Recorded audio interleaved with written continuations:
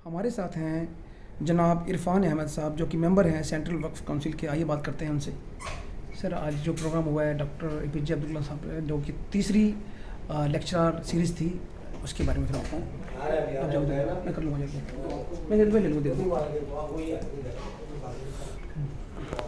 Sir बताइए थोड़ा सा जो आज हमारे यहाँ इंडिया इस्लामिक कल्चर सेंटर में माशाल्लाह जो तीसरा मेमोरियल लेक्चर के लिए जो हमारे केंद्र सरकार के हाउसिंग, अर्बन डेवलपमेंट, पेट्रोलियम और नेचुरल गैस मिनिस्टर सरदार हरदीप सिंह पुरी साहब आए थे। माशाल्लाह उन्होंने बहुत ही अपने जो उनके साथ जो है वो जैसे जॉइंट सेक्रेटरी रहे, उन्होंने बताया कि जब मैं डिफेंस मिनिस्टर जो है कि पीरियड में तो वो जॉइंट सेक्रेटरी रहे, तो उन्होंने अपने तजर्बात जो है अब्दुल कलाम साहब के साथ जो थे उन्होंने आज शेयर किए।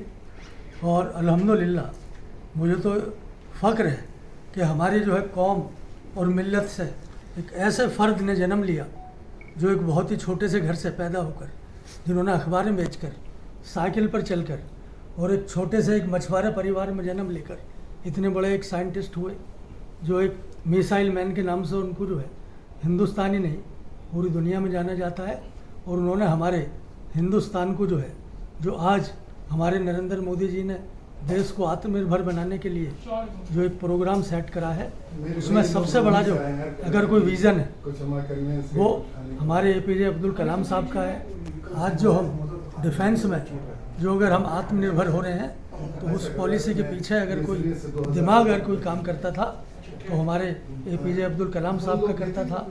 मुझे अच्छी तरीके से याद है जब वो डिफेंस मिनिस्टर के जो सलाहकार थे, तो उस टाइम पर जो है हमारे उस टाइम के वजीर आजम अटल बिहारी वाजपेयी जी के साथ उस टाइम जॉर्ज फर्नांडिस जी जो है वो डिफेंस मिनिस्टर थे। उस टाइम पर पोखरण में उन्होंने जो है इतना बड़ा एक एटॉमिक जो है जो हमारे उस प्रोग्राम को जो है एकदम बरतरी हिंदुस्तान ने जो है हासिल की थी। और आज मुझे फ़ख्र है कि हमारे आज इंडिया इस्लामिक कल्चर सेंटर ने ये तीसरा मेमोरियल लेक्चर के लिए हमारे जो वज़ीर थे केंद्र सरकार के, उनको बुलाया और उन्होंने अपने जो है जितने व्यूज़ थे उनके बारे में वो उन्होंने शेयर किए। और वो हमारे लिए जो है जो APJ अब्दुल कलाम साहब हैं, मैं तो उनके जो है रामेश्वरम में घर भी गया, देखकर जो है मुझे यकीन नहीं होता था कि एक इतना बड़ा इस देश का साइंटिस्ट, इतना छोटा सा घर, जैसे रूम में मैं अब आपके साथ बैठकर ये आपसे बात कर रहा हूँ, इतना बड़ा उनका घर था। और जो उनसे बड़े भाई थे माशाल्लाह अभी भी हयात हैं, वो 100 साल से ऊपर उनकी उम्र है, उनके साथ मैं बैठा, उनके सब जो है बचपन की चीज़ें उन्होंने मुझसे शेयर की। और उसके बाद में उन्होंने एक अपनी एक मस्जिद भी उन्होंने बनवाई थी एक ट्रस्ट से, उसको भी मैं देख कर आया।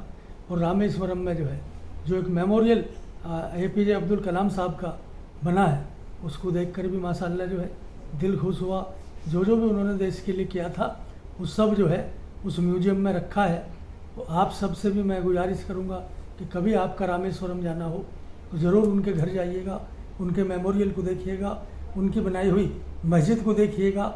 उस मस्जिद में जो उन्होंने इस तरीके का सिस्टम जो है अपने महल्ले में लागू किया था कि दीनी और दुनियावी तालीम के लिए वहाँ पर बच्चों के लिए, अगर हम एक हाथ में जो हमारे वज़ीर आज़म ने जब वज़ीर आज़म बने थे तब उन्होंने बोला था कि मैं चाहता हूँ कि हमारे देश का मुसलमान एक हाथ में कंप्यूटर और एक हाथ में कुरान शरीफ हो, ऐसा उन्होंने वहाँ पर मदरसा खोला था, जो मैं जिसका चश्मदीद हूँ। आज ये हमारे यहाँ प्रोग्राम हुआ। हम सबको जो है APJ अब्दुल कलाम साहब की ज़िंदगी से सबक लेना चाहिए कि जिस तरीके से उन्होंने सादगी से अपने जो है ज़िंदगी जी और इस देश के लिए कुछ ना कुछ वो करके गए, ये हमारा मुल्क याद रखेगा, आने वाली जनरेशन याद रखेगी।